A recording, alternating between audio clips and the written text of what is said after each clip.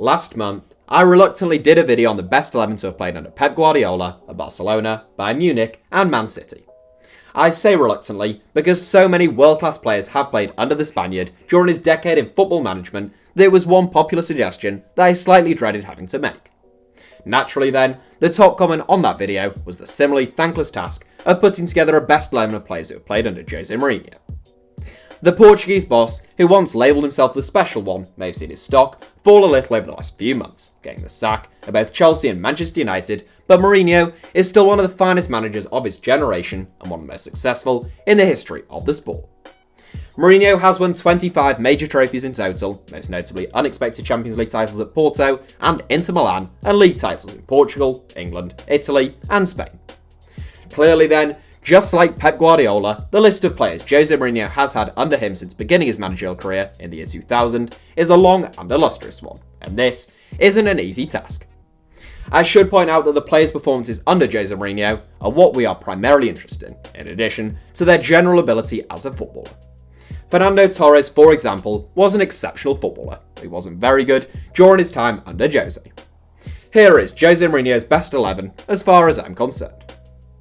Goalkeeper, Petr Cech.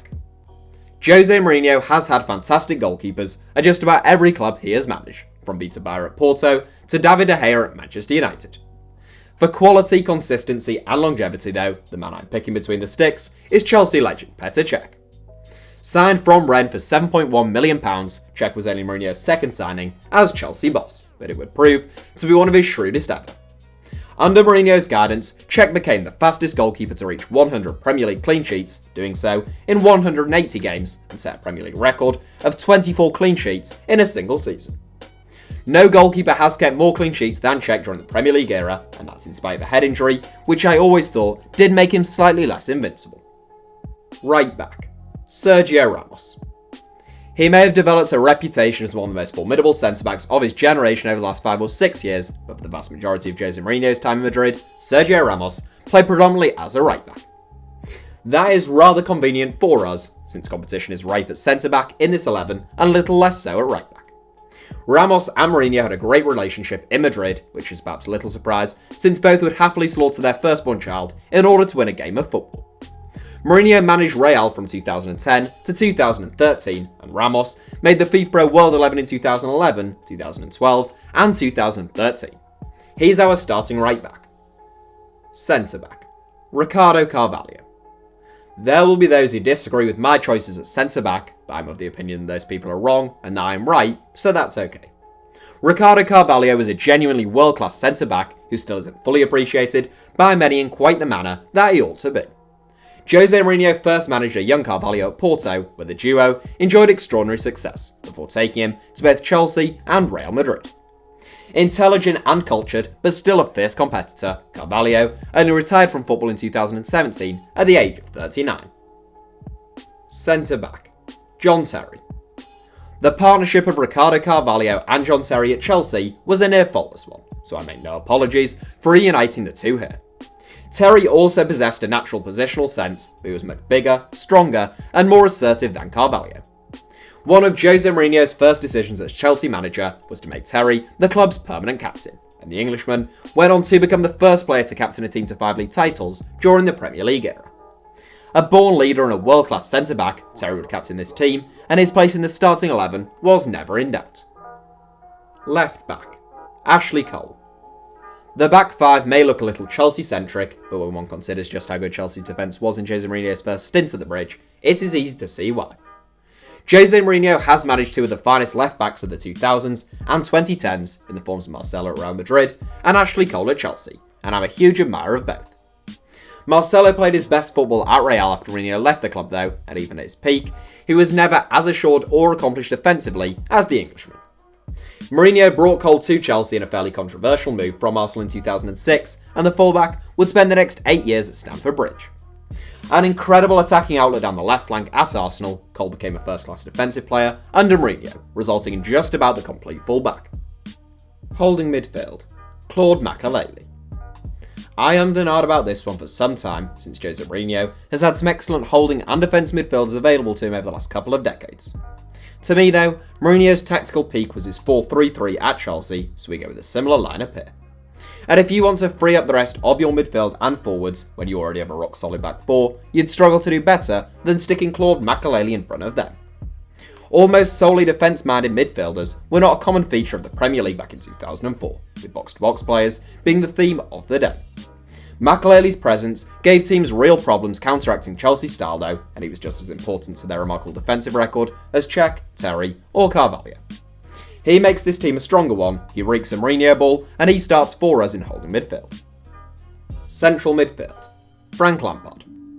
I talked about Makelele freeing up those in front of him, and that's exactly what you want to do when one of the midfielders in front of you is Frank Lampard. Chelsea's all-time record goalscorer, Lampard's goal-scoring output from midfield, is remarkable and unprecedented in the last few decades of English football. He scored 19 goals in Mourinho's first season in charge at Chelsea, 20 in his second, and 21 in his third. They were regular numbers for the England international, who bagged 27 goals in his most prolific campaign of his career. Lampard also topped the Premier League's assist charts on 3 occasions, and for a number of years, there was no more effective midfielder in the English game than him. Central midfield. Deco. The second central midfield spot in alongside Frank Lampard was the most difficult decision in this entire 11, with about 7 players out there who could stake serious claims to take it. I'm open to disagreements in the comments, but my choice is Brazilian-born former Portuguese international Deco. I absolutely loved Deco as a footballer. He was diminutive but tough, intelligent, hard-working, brilliant on the ball, and capable of scoring and creating goals. His varied skill set meant Deco was equally brilliant when deputised in a holding role or an attacking midfield, or indeed anywhere between the two. He spent 2 seasons under Mourinho at Porto, where he was a key man, and came second in 2004 Ballon d'Or voting, before enjoying further success with Barcelona and Chelsea. Personally, I just really rated Deco as a player. He was brilliant under Mourinho, and I think the balance of the side looks best with him in it. Right wing. Eden Hazard. Jose Mourinho has had some stupendously talented wingers over the years, and is sometimes accused of restricting their freedom by asking them to do too much work in the opposite direction. That was the case at times with Eden Hazard, but the brilliant Belgian still played some of the best football of his career under the serial winner. He won Chelsea's Player of the Year award in each of Mourinho's 2 seasons back at the bridge, before everything turned a bit sour in the third. He also won the Premier League Player of the Season award for the only time during his career under Jose, that honour coming in the 2014-15 campaign, when he inspired the Blues to a Premier League title. Hazard left Chelsea to join another of Mourinho's former clubs at Real Madrid this summer, and I think he's the right choice for us on the right flank. Left wing. Cristiano Ronaldo. The outstanding player in this 11 and one of the 2 outstanding players of his generation, if our Pep Guardiola 11 were to face our Jose Mourinho 11, despite all the remarkable talent across the pitch, it would still probably be billed as a clash of Messi versus Ronaldo. Cristiano Ronaldo had his first 50-plus goal season under Jose Mourinho in the Portuguese head coach's first season at the Bernabeu, and he would go on to score 50-plus goals for 6 consecutive seasons. Ronaldo is one player who Mourinho really did take the shackles off in terms of his responsibilities on the pitch, and his quick, counter-attacking style suited Ronaldo down to the ground at a time when he was one of the quickest players on the planet. Centre forward. Didier Drogba. This was another difficult decision since Jose Mourinho has managed a lot of very good strikers, and Didier Drogba wasn't always quite as prolific as some would have you think. Nevertheless though, Jose Mourinho is a manager for the big occasions, and Didier Drogba is a footballer for the big moments. The Ivorian has a record of having scored 10 goals in 10 finals, and as well as his dominant displays as a centre-forward combining strength, athleticism and intelligence, Drogba was also a fantastic character and person to have around the dressing room. He was unplayable at his best, and he scored 33 goals in 60 games in the 2006-07 season, his best campaign, playing under Mourinho. Mourinho previously said he has worked with too many great players to have a favourite, but if he had to pick just one player for his team, it would be Didier Drogba, so we're not going to argue with the man himself. The team, including substitutes and a manager. The substitutes bench is hard on the starting 11 in many respects, since so many great players can't even get on here. In goal, I have to go with David De Gea over Julio Cesar and Iker Casillas. All 3 were fantastic for Mourinho, but De Gea was truly inspired. He spared Manchester United's blushes routinely, and he could almost stake a claim to start in favour of Petr Cech. In terms of centre-backs and full-backs, the likes of Maicon, Branislav Ivanovic, Cesar Azpilicueta, and Rafael Varane all have a right to feel aggrieved at missing out, but my picks would have to be Pepe and Marcelo. Pepe was a stalwart at Real whilst Mourinho was at the club and was typically aggressive and uncompromising at the heart of the Los Blancos defence.